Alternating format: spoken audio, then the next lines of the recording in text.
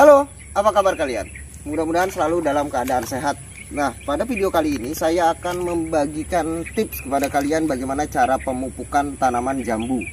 Nah, tips kali ini saya akan berikan untuk tanaman yang ada dalam pot ataupun dalam planter bag. Nah, untuk pemupukan ataupun tips pemupukan untuk tanaman yang di grounding atau ditanam langsung di lahan pada video berikutnya. Karena kalau saya sampaikan sekarang videonya terlampau panjang. Nah, namun jika sebelum saya melanjutkan penjelasan bagaimana pola pemupukan pada tanaman buah dalam pot ini ataupun tanaman jambu dalam pot ini, sebaiknya kalian menonton dulu video tentang pembuatan media tanam ini.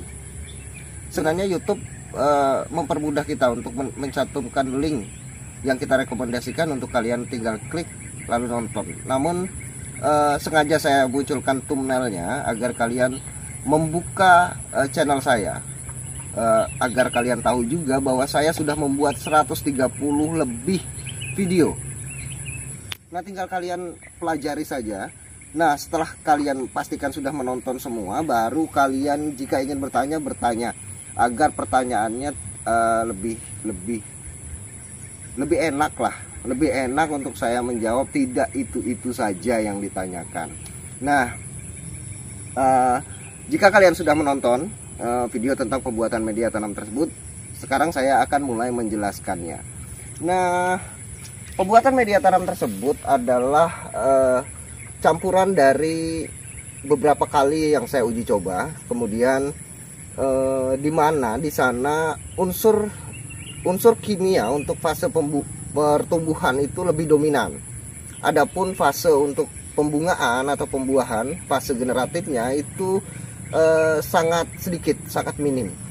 Kalaupun ada, itu karena terbawa ada di dalam pupuk kandang ataupun kompos, pada bagian komposnya, kemudian ataupun sekam padi. Kemudian yang terakhir itu yang terbawa oleh media tanamnya tanah subur. Nah, setelah itu maka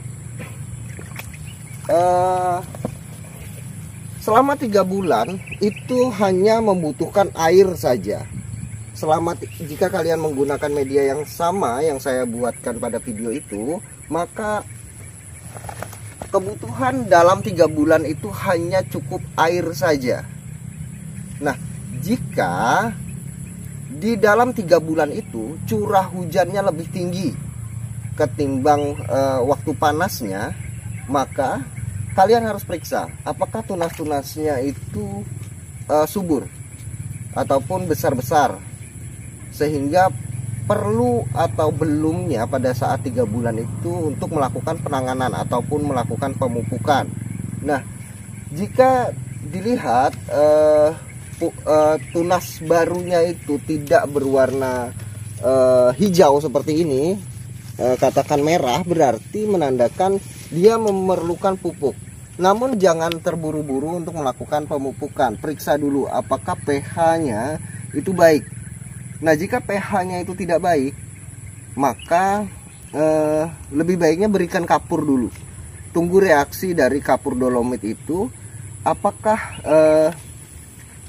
sudah bisa membuat tunas barunya itu tidak berwarna merah lagi, menjadi berwarna lebih dominan yang hijau.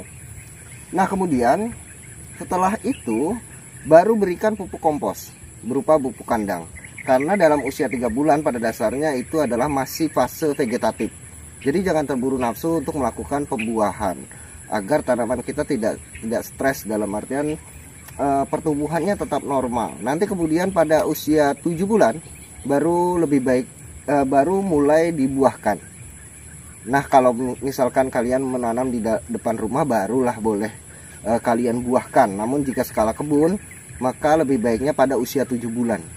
Jadi usia 10 bulan baru mulai pemanenan yang pertama. Dan pemanenan yang pertama itu baru di usia 10 bulan. Lakukan perbahan jika kalian mau menerapkan sistem rebah. Nah, kapan pemupukan fase generatifnya? fase generatifnya kapan kalian ingin membuahkannya. Jika kalian ingin membuahkannya di usia 5 bulan, maka berikan pupuk fase generatif. Nah, untuk dosisnya saya tidak bisa menyebutkan karena saya tidak tahu untuk tingkat kesuburan dari masing-masing tanaman kalian. Namun jika tanaman saya fase generatifnya itu saya akan berikan hanya 3 sendok makan saja untuk satu tambu lampot ini. Lalu kapan saya memberikan pupuk fase generatifnya lagi atau fase pembuahannya lagi, itu jika saya melihat populasi dari buah itu sudah mulai menurun. Itu pun harus diimbangi dengan pemangkasan. Makanya kalian selain melihat video saya tentang pembuatan media tanam, maka kalian harus melihat video-video saya tentang pemangkasan. Nah, setelah pemangkasan baru lakukan pupuk generatif lagi. Nah, untuk menjaga keseimbangan antara tunas baru yang membawa bakal buah atau bakal bunga, itu lebih baiknya menggunakan pupuk berimbang seperti NPK 16-16-16. Jangan yang subsidi, karena yang subsidi saya tidak rekomendasikan.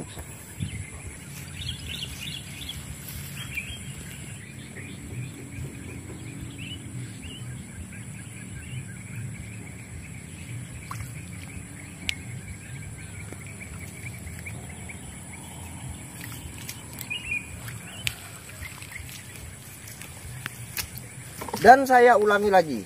Nah, jika kalian sudah membuat media tanam yang sama, kemudian nanti lakukan penanganan pada usia 3 bulan. Nah, dalam waktu 3 bulan itu lakukan penyiraman saja, penuhi kebutuhan airnya saja. Dan yang terpenting adalah perhatikan apakah ada hama di sana. Maka dalam 3 bulan itu lakukan penyiraman dan penanggulangan hamanya. Lalu kemudian kapan memberikan pupuk fase generatifnya, yakni kapan kalian mau memberikan pupuk fase generatif. Nah, misalkan dikatakan mengikuti saya di usia 7 bulan, maka berikan pupuk fase generatifnya. Nah, jika 3 sendok itu dirasa kurang, maka berikan lagi setelah 10 hari. Karena reaksinya biasanya setelah 10 hari ketahuan itu apakah harus memberikan pupuk fase generatifnya lagi. Nah, kemudian untuk pemupukan berikutnya nanti setelah panen pertama. Panen pertama itu biasa di usia 10 bulan lah, 9 mendekati 10 bulan. Nah, di situ pasti ada buah yang bertangga, seperti ada yang baru kuncup seperti ini, kemudian mekar, dan ada yang bisa dipanen. Nah, populasinya harus terus dijaga. Nah, dijaga populasi dari buah itu agar terus bertangga itu harus diimbangi antara pemangkasan, kemudian pemupukannya. Setelah pemangkasan, kemudian pemupukannya. Jika kalian tidak mau repot untuk memberikan pupuk fase generatif dan fase vegetatif, maka berikan satu pupuk, yakni NPK 16-16. Namun jika kalian mau repot, maka berikan 2 jenis pupuk, fase generatif dan fase vegetatif. Kurang lebihnya seperti itu. Dan barulah pada usia 1 tahun buat kompos. Nah, pada usia 10 bulan kalian persiapkan kompos yang sudah kalian fermentasi untuk memenuhi ini. Nah, ini kan kemarin kita buat tidak penuh. Maka pada usia tanaman 10 bulan kita penuhi dengan kompos murni, baik itu kompos dari pupuk kandang sapi, pupuk kandang kambing, ataupun pupuk kandang ayam. Nah, di situ kita sudah punya persediaan pupuk fase vegetatifnya untuk 3 bulan ke depannya lagi. Makanya kalaupun mau melakukan pemupukan di 1 tahun ke atas, itu hanya perlu memberikan pupuk fase generatifnya aja. Nah, itu dimainkan saja. sesuai kebutuhan yang kamu inginkan. Misalkan populasinya cukuplah sekian, maka ya pupuknya hanya cukup gitu. Tapi kalau kalian menginginkan lebih, ya berikan lebih. Namun hati-hati jangan terlewat subur, karena tanaman yang terlewat subur biasanya mudah terserang penyakit, terutama penyakit yang berasal dari akar ataupun sejenis jamur ataupun virus. Dan jika tanaman kalian sudah memasuki usianya yang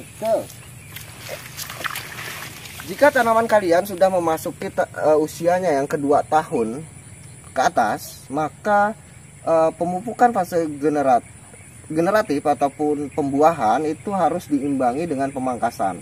Dan seperti halnya ini, kemarin kita habis melakukan pemanenan, terus kemudian lakukan pemangkasan. Nah, pada batang yang ini itu banyak yang gundul, tidak ada muncul tunas.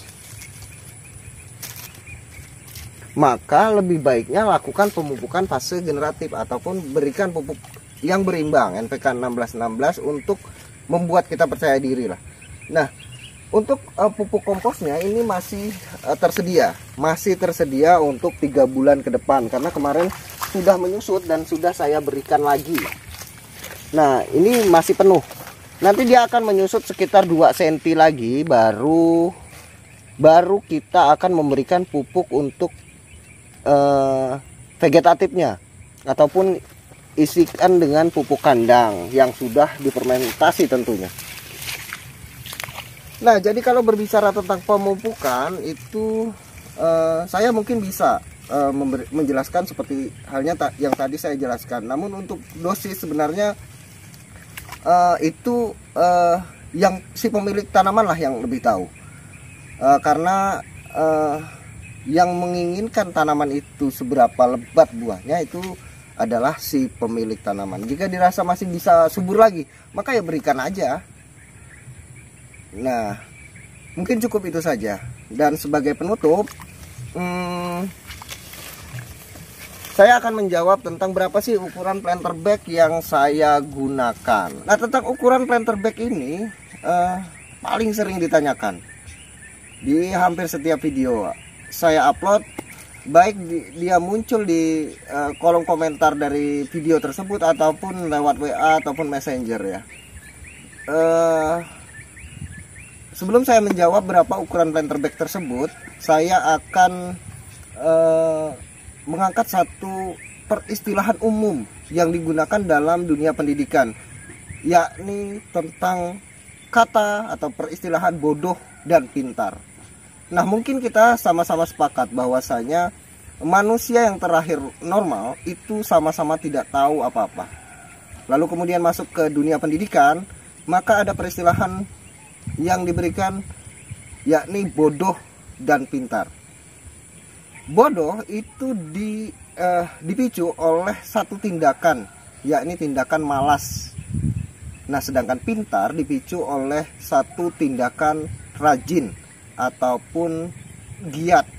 Nah, pada dasarnya peristilahan bodoh itu saya tidak setuju dalam dunia pendidikan, dan pintar pun saya tidak menyetujuinya.